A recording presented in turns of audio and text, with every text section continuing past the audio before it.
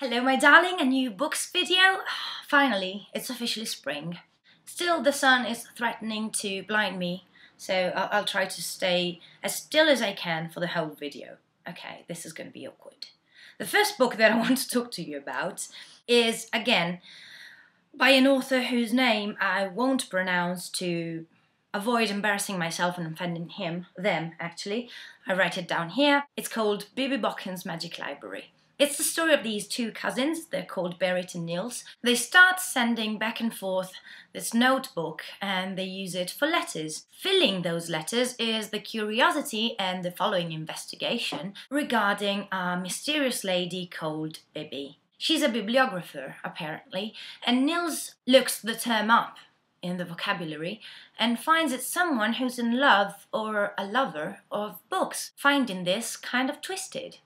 This is a story that talks about the love of books. Books that have already come out and books that are not finished yet, that are not written yet. It's a story about inspiration and those little mysteries that you can find in each and every day if you really look closely. Next is a different approach to the love of books, but it's love nonetheless. It's David Lodge's The Art of Fiction. This came out in 1992, and it's a book of literary criticism. It first came out as a weekly column in The Independent on Sunday. It spans over 50 concepts, one for each chapter, and each topic is introduced by a quotation or a passage from classic or modern literature, displayed as an example of the topic at hand. So, for example, Jane Austen and Charles Dickens are called, when we're talking about the importance of weather in a story, imagining the future, calls on the stand George Orwell, of course. Ishiguro is the example for the unreliable narrator. And many more. Graham Greene, for example, for the element of the exotic in the story, and then Edgar Allan Poe and Samuel Beckett, George Eliot, James Joyce, and the likes. It's very precise and academic, it's scholarship. But what really struck me is the high level of sympathy, both for those who write and for those who read. This book really equals A Teacher with a Heart.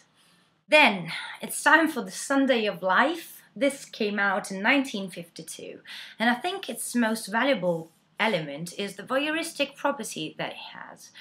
That reminded me of Calvino, really. The style is absolutely gorgeous. If I have to say what it talks about, I think it talks about being human.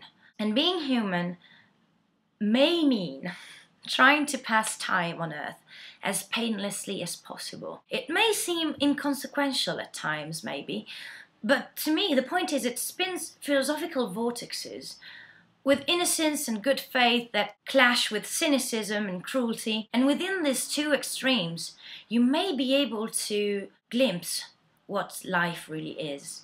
The title comes from Hegel. It refers to a point where history ends and every day is like Sunday, timeless realm of pure consciousness. Which makes perfect sense because there are at least two threads of time woven together. This book, to me, is a magical container of linguistic plays, funny characters, maybe irrelevant comic situations with a sardonic aftertaste. Then, it's San Lucy's Home for Girls Raised by Wolves. Came out in 2006, and if I'm not mistaken, it's a debut.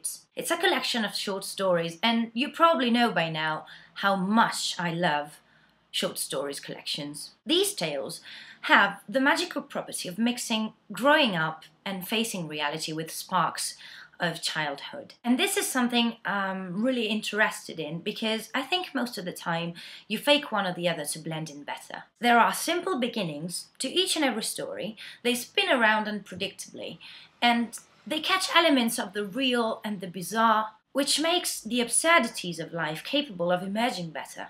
There is one flaw to me, again, personally.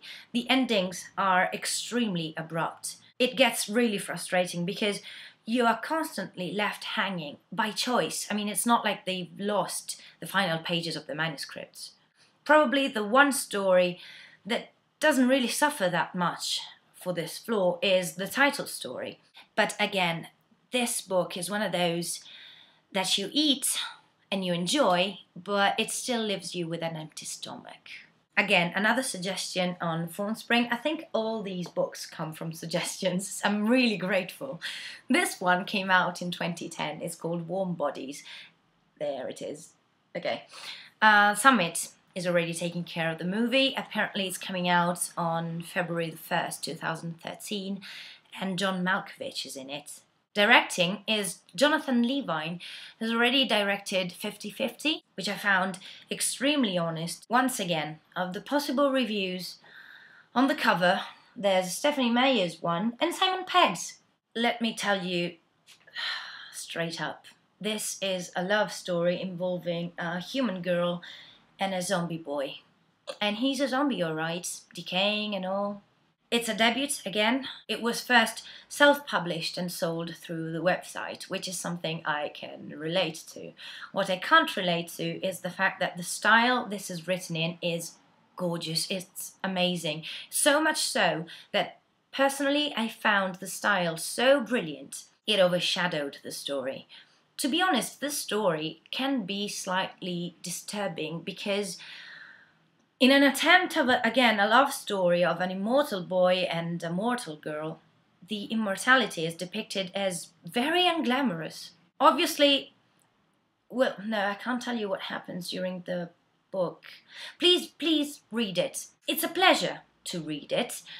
I think it's better if you actually enjoy the theme of zombies, because sometimes the details could be unsettling. And please, when you've read it, come back and tell me what you think. I'm already praying to all the deities of transposition in movies.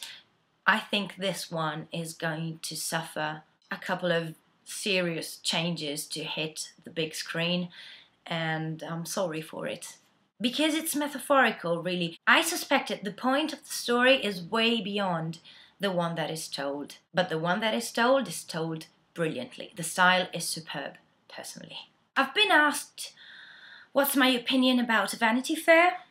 Vanity Fair came out in 1847 and 48. It's a satirical depiction of society in early 19th century Britain. The title comes from The Pilgrim's Progress, came out in 1678, and it refers to a stop along the Pilgrim's Progress in a town that's called Vanity Fair, which holds a never-ending fair representing men's sinful attachment to worldly things. I personally think Vanity Fair is one of the best Victorian novels you can read. The use of irony is utterly supreme. The language is sheer beauty. And as it happens with great books, it helps you to see the world in a new way.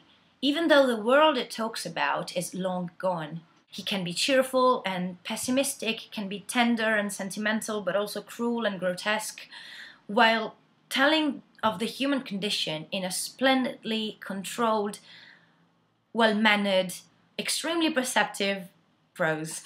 So much so that I think it goes beyond characters. I mean, Amelia is disgustingly and awfully charming, and Becky is probably kind of selfish. But as I think we've said about Jonathan Lethem for Freedom, I think, the huge amount of sympathy and comprehension that these characters are gifted with somehow make their flaws forgivable. It's aged, of course, but again, if you like Victorian novels, I think this is as clever as it gets. It's going to be tough to talk about this because I don't want to spoil it for you. I really hope you read it, and probably I should stop here. But anyway, Fourth mentions, it's a story about what constitutes reality. And again, the metaphor involved here is huge, personally, because there's a group of people who start something they don't fully understand. And I think that the matter at hand can really refer to that gigantic concept that you try to ignore every day lest be overwhelmed by anxiety, that is, what is life? The point is that men deal every day, every minute, with something they don't understand, which is existence. It's written amazingly. And personally, this style has been an amazing discovery because I've never read anything like this. Bizarre and unexplained happenings try to interfere with the story in a very awkward way. Say now a toad falls from the ceiling and lands on the desk in front of me, and no one notices and no one comments about it. These little elements are stupendously unsettling. It's like a thunder in the distance telling you storm's coming, and it leaves you with this underlying tension all through the book that leaves you alert all the time. And some sentences I just had to write down because shyly murderous with a laugh like breaking crystal. It sounds good, then you stop for a second and you think, it sounds real. Probably seen with a distorted sensibility, but a sensibility nonetheless, and one you can relate to. It's a story about the things behind an archetype, and in this I probably found the roots, maybe just, well, the seeds of American gods. I'm probably getting here once the party's over. So if you've already read it, please tell me what you think. Otherwise, please do read it. Last and definitely not least, this book I absolutely loved. Even though it's been a struggle to read it. It's self-published, it's self-promoted, which to me is always heroic and brilliant and worthy of endorsement. The point is, Amazon suggested it to me while I was browsing through the possible ebook editions of The Hitchhiker's Guide to the Galaxy, to have one on the portable device and have it always with me, much like a towel. Anyway, the quirky description, and up to 1 or 2 months ago, maybe, the lack of customers' reviews hooked me up immediately. And there's really little I want to say about it. Again, self-published via CreateSpace, I'll put the link in the doobly-doo. It has the most thorough preface and postface ever seen in written history. For goodness sake, it has bloopers at the end. There's amazing fluency to the prose. Colourful legal terms and situations that turn out just as ridiculous as you've always suspected them to be.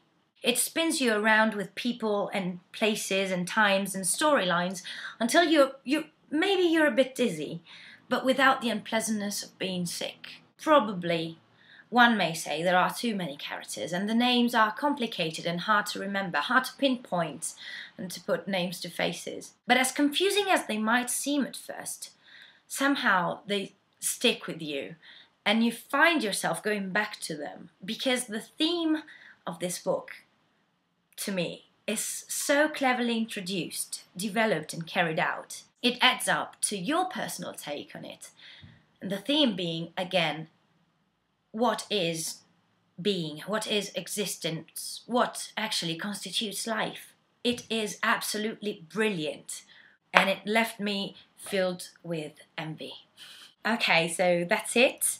Given most of these were suggestions, I hope I've done my bit and maybe given you a couple of suggestions. If you've already read or decide to read some of the books that I've talked to you about, please let me know what you think. I'm always eager to hear someone else's take on these titles, and please don't be dead by boredom, and if you will, see you next time.